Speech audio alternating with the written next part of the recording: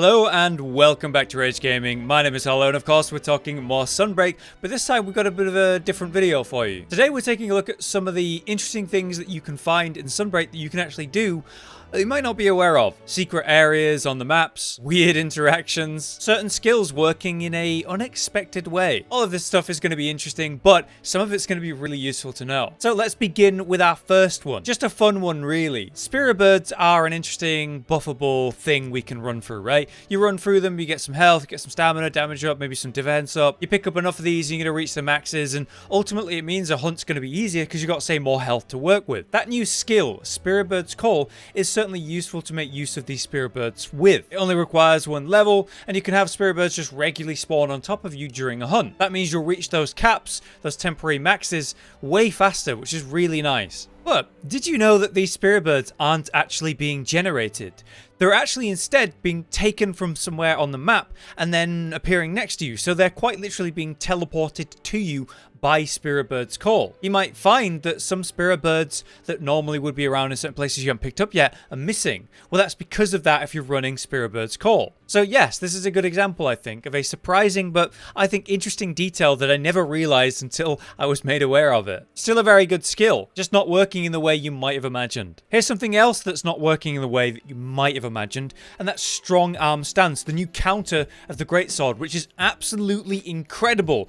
But did you know it actually benefits from the skill Guard Up? Essentially, there's tiers to monster attacks, right? The lower the tier, the easier it is to block or counter. The higher the tier, the higher level you're actually going to need for Guard Up if you need that on, say, a normal shield weapon. What's surprising then is the fact that it works with the Strong Arm Stance, which cannot actually counter everything by default, so you shouldn't think it can. However, if you were to put level 1 of Guard Up on your skill set, you can then counter that, making a dangerous situation otherwise a bit more manageable, such as in this example, Rajang's Beam, which is not counterable without that level of Guard Up. This is certainly a nice comfy skill to have then as a Greatsword player, and this might also explain sometimes where you've gone for a counter and it's failed and you've not known why. Okay, here's a fun one.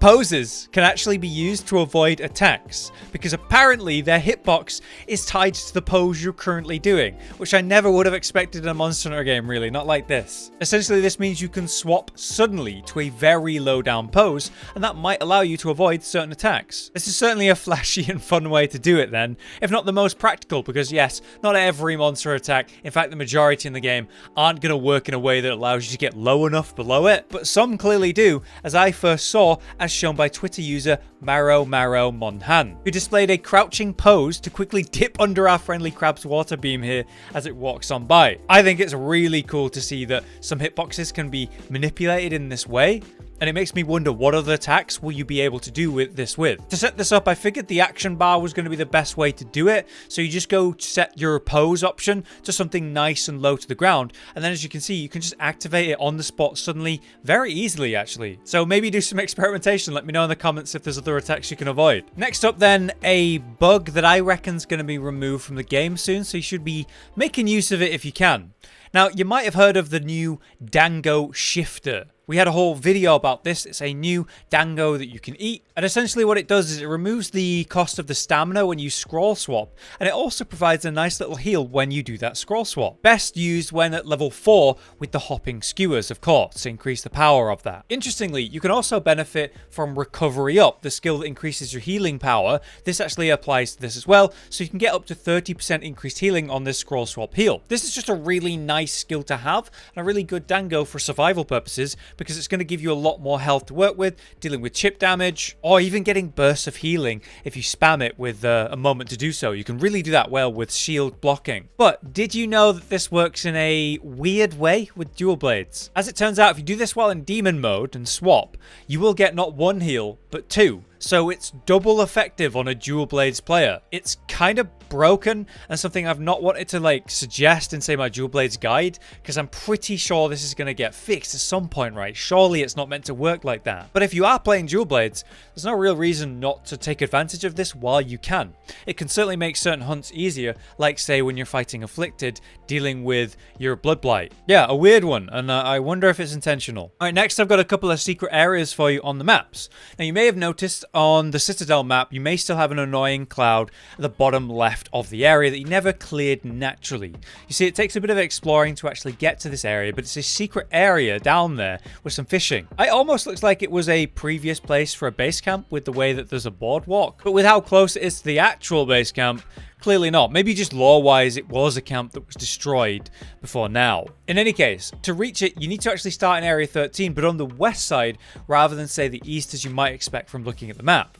Now, up on this corner, there's a little climb-up area, and then a sneaky little crystal cave entrance, which we can make our way through. Following this down, there's 2 mining nodes, and a secret entrance up over to Area 13 via a hollowed out tree. So you can actually come here as well if you want to. But by continuing on, we'll have 2 more bone piles together, a mushroom spawn, and an account item spawn alongside that fishing spot I mentioned. Honestly, this is a nice little venture very close to the main camp where you can go get some quick resources, and then there's even a route that'll take you back via some great wire bugs back to the main camp. But actually, it takes you to a secret path west of the camp, which has a double wire bug route taking you to the middle of the map. So if you need to get to the middle of the map for whatever monster you're hunting or whatever reason, you can actually come over here from the beginning, from the main camp. Meanwhile, another secret area will be on the jungle. There is a secret island, if you aren't aware, at the top left of the map that's completely out of bounds. It requires a barrel bomb to reveal the secret entrance, and then you have this massive flight across the map via multiple great wire bugs to the out of bounds area, that tiny island. It's worth coming here at least once just to grab the relic that's there, but also there's a mining node, an account item spawn, and an aurora turtle, which is going to give you that extra revive. To get there, you'll need to first start in area 1 at the bottom right of the map, and then from there we climb up to the plateau above, which has this suspicious pile of rocks in the middle. You can use a barrel bomb and clear those away, and then by dropping down we can activate the great wirebug spawn to send ourselves flying through the sky. There's 3 wirebugs in total here, so be sure you're spamming that wirebug interaction as you're flying so you don't fall down. But finally, upon landing, you can also leave in a similar way using another great wirebug near the turtle. Alright, for our last thing you may have not known, 3 in 1 to be honest, it's to do with your buddies. Firstly, a really undervalued, undertalked about ability added to your palamute called Sniff 'em Out. And this can literally reveal useful endemic locations on the map or gathering materials, all from your palamute. When you pick one, it'll show up as a yellow circle on the map, and honestly, it makes the process of gathering runs or general hunting to know where things are so much easier. You don't have to pull up the map, tab through the specific stuff, zoom in to actually find what you're looking for. It just shows you exactly what you want, and it shows you on the mini map as well, which is something we don't have to pull up instead. This is a wonderful bit of quality of life that I didn't start using until recently, so I figured I'd talk about it. 2 other little details to do with your buddies then are, say, the new fetch feature. If you weren't aware, you can now play fetch with your palico and palamute. By using the wait command, you can talk to them, interact with them, pet them, but now you can also press a new button to throw a ball, and they'll play fetch and go catch it, which is quite cute. But if you throw it out of bounds, they'll get a bit upset with you because they can't gather it. But again, the palamute comes in with another quality of life detail with this. The Palamu Pouch is a new feature with Sunbreak. You have 8 extra slots when you're hunting with a palamute, where the palamute will put it in their own little saddlebags. So when you reach a max stack of, say, 10 nullberries or 10 honey,